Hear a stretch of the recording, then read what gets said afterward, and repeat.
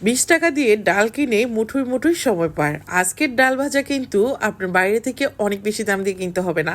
10 টাকার একটা প্যাকেটে মাত্র এক মুঠোরও কম ডাল থাকে। আজকে আপনাদেরকে দেখিয়ে দিব কিভাবে 20 টাকা দিয়ে পুরো 6 মাসের ডাল ভাজা তৈরি করে নিতে পারবেন। আমি কথা দিচ্ছি এইভাবে ডাল ভেজে নিলে বাইরের থেকে কিনে আনা প্যাকেটের ডালের ভাজা থেকে কিন্তু কোনো অংশে কম হবে না, আরও বেশি হেলদি হবে আর খেতেও দারুণ টেস্টি হবে।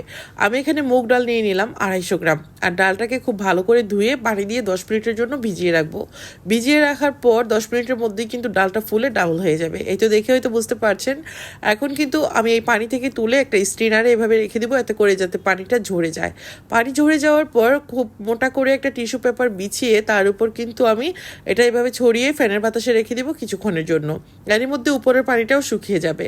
দেখুন একদম শুকিয়ে গেছে পানিটা। আর এখন হলো আমি ভেজে নিব। খুবই সহজ, অল্প সময়ে অল্প উপকরণে এই সময় পার করার নাস্তাটা কিন্তু বানিয়ে নিতে পারেন। যখন ছোটোখাটো খিদা লাগবে তখন কিন্তু এক মুঠো ডাল মুঠো খেয়ে তারপর কিন্তু এক গ্লাস পানি খেলে আপনার খিদা নিবারণ হয়ে যাবে। আমার মতো কে কে আছেন এই ডাল ভাজা খেতে ভীষণ পছন্দ করেন, চাইলে কিন্তু নিজের মতো করে যে কোনো কৌটাতে রেখে 6 মাসের মতো এই ডাল ভাজা খেতে পারবেন। আর ভেজে নেওয়ার কয়েকটা প্রসেস দেখিয়ে দিচ্ছি। এরকম একটা স্ট্রেনার তেলের মধ্যে বসিয়ে ডালগুলো একসঙ্গে দিয়ে দিবেন, তারপর কিন্তু একটা চামচ দিয়ে নাড়াচাড়া করলে 2 মিনিটের মধ্যেই ভাজা হয়ে যাবে। 2 মিনিটের বেশি সময় লাগবে না, যেহেতু ডালটা আগে থেকে ভিজিয়ে নরম করে রেখেছি। বাসায় যদি এরকম ছোটোখাটো নাস্তা সবসময় কৌটাতে থাকে তাহলে কিন্তু আমরা বাহির থেকে কোনো অস্বাস্থ্যকর খাবার কিনে এনে খাবো না। আশা করছি এই রেসিপিটা আপনাদের ভালো লাগবে। যদি ভালো লাগে ভিডিওটা বেশি বেশি করে শেয়ার করে দিবেন। আপনাদের একটা শেয়ার আমার জন্য অনেক বেশি উপকারী। যেহেতু ডালের দানাগুলো ছোট, তাই কিন্তু আমি একটা ছোট ছিদ্রওয়ালা স্ট্রেনার এভাবে বসিয়ে দিলাম। এভাবে তো ভাজতেই পারেন, অথবা চাইলে কিন্তু সবগুলো ডাল প্যানের মধ্যে দিয়েও ভেজে নিতে পারেন। সেই ক্ষেত্রে ডাল ভাজা হয়ে গেলে তেল সহ এরকম একটা স্ট্রেনারের মধ্যে ডালগুলোকে ঢেলে দিলেই কিন্তু হয়ে যাবে। তবে আমার কাছে এই প্রসেসটাই সহজ মনে হয়। কে কোত্থেকে আমার ভিডিও দেখছেন আশা করছি কমেন্টের মাধ্যমে জানাবেন। আপনাদের মূল্যবান কমেন্টগুলো পড়তে কিন্তু আমার ভালোই লাগে। আর এই তো আমার এরই মধ্যে কথা বলতে বলতে সবগুলো ডাল কিন্তু আমি ভেজিয়ে নিয়েছি।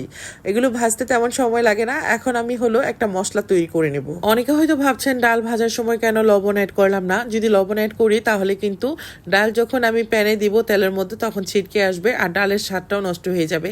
তো এখন কিন্তু আমি এখানে লবণ, বিট লবণ আর স্বাদ মতো মরিচের গুঁড়ো অ্যাড করে দিলাম। চাইলে একটু চাট মশলাও দিতে পারেন, এতে করে টেস্টটা অনেক বেশি ভালো আসবে। তো এখন আমি সবগুলো ডাল, লবণ, বিট লবণ এবং মরিচের গুঁড়োর সাথে খুব ভালো করে মিশিয়ে নিচ্ছি।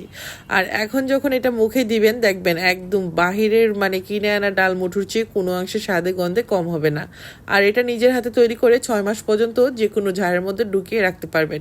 যখন ইচ্ছে হবে নামিয়ে খেতে পারবেন। চাইলে কোথাও বেড়াতে গেলে সঙ্গে করেও নিতে পারবেন। এই তো কতটা ঝরঝরে আর মচমচে এটা আপনি যখন বাসায় তৈরি করবেন তখনই বুঝতে পারবেন। আশা করছি আজকের রেসিপি আপনাদের ভালো লেগেছে।